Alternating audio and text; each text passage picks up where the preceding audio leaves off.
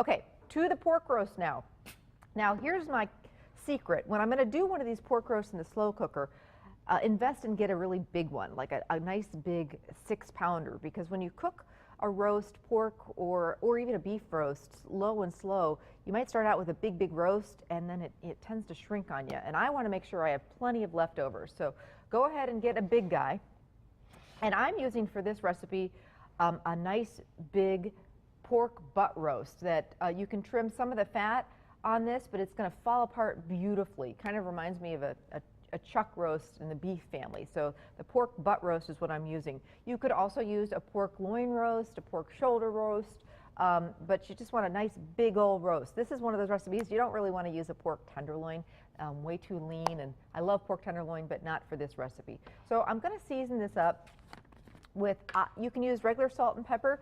I happen to love using garlic salt just for a little bit more flavor. And that's the key. When we're going to throw it in the slow cooker, you really have to give it some great flavor to cook in and great flavor to begin with. So if I have the time, and there are some days I do and some days I don't, I like to quickly brown up. This is a little bit of our Jejura olive oil. The roast in some oil, just to kind of get it going. There we go. That's the sound we're looking for. So I had preheated that skillet so that it's nice and hot, and I just want to take just a couple of minutes and brown the sides of this roast. That's going to give it a little bit more flavor. Again, sometimes all you have time to do is take it out of the fridge and throw it in the slow cooker. This roast is going to be delicious that way too. If you don't have the time to do this, you can just skip that step. Not a big deal. So I'm going to chunk up some vegetables. I've got some celery, about 3 or 4 stalks, and I like to keep it in nice big chunks. This is going to cook along with our pork roast. I went ahead and just got some baby carrots in the bag. You could, if you don't have those and you just got some regular carrots, maybe from your garden or from the grocery store, about 3 to 4 carrots that again I'm going to chunk up. And then I've got some gorgeous baby red potatoes. Depending on the size, you can quarter those or you can just leave them as is. So if they're small enough, just wash them. You don't even need to peel them. Okay, so see that great color? That is what I'm looking for. All right, let's get to the slow cooker. We're going to start loading her up. So I'm using one of these slow cooker bags because I love them.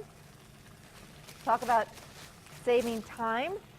Our dishwasher just went out, and the repair guy came out yesterday and basically said, well, it's going to cost a bunch of money, or you might want to get a new dishwasher. So right now we are without a dishwasher, which is miserable.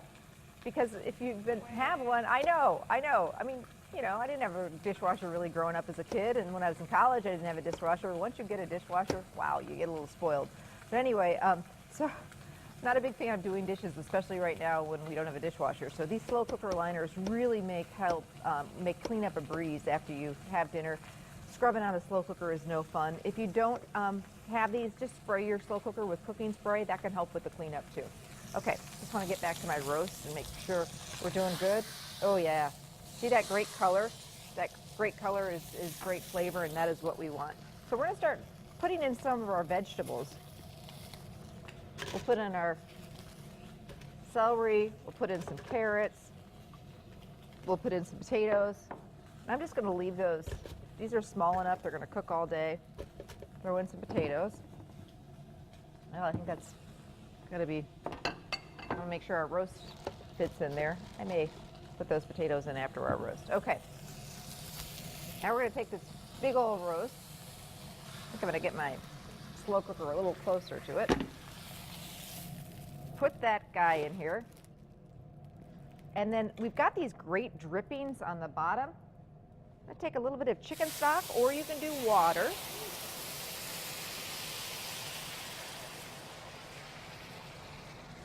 And add that to the pan that we browned our roast in. And I'm just going to use a whisk or spatula, whatever, to kind of scrape up the brown bits. And then this liquid, which has lots of great flavor, is going to go right over our roast. and create a really nice braising liquid for that roast to cook in. Again, if you didn't have the time to brown up the roast, don't worry about it. Not a big deal. Just throw the roast in there, seasoned well with that garlic, salt, and pepper, and then throw in some chicken stock or water. Okay, now, next ingredient we're going to add is our thyme. This is just going to kind of give it that, talk about saving time. We're going to add a little thyme to this recipe, no pun intended. And that's going to just add some great flavor, kind of that home cooking kind of taste. I think I'll kind of chunk up some of these potatoes, just so they'll fit in here.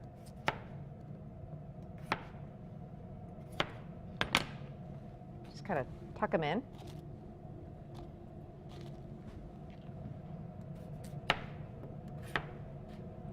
But I'm telling you, when things start to get really busy, and they already are in our house, if I can wake up 5 minutes earlier and throw dinner in the slow cooker, wow. Then all day long, I don't have to worry about what's going to be for dinner that night. How am I going to figure out dinner? It's done. I walk in after a really long day.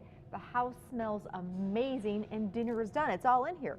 The potatoes, the carrots, the celery, the roast. Now, secret ingredient to this, you know me, I love my cream soups. I know people give me a hard time about them, but bring it. I can deal with it. They taste delicious in recipes. I'm not a big fan of them straight out of the can, but with this pork roast, to die for. So we're going to take 2 cans of this cream of mushroom soup and spread it right over the top of this pork roast. That is going to create the most wonderful gravy.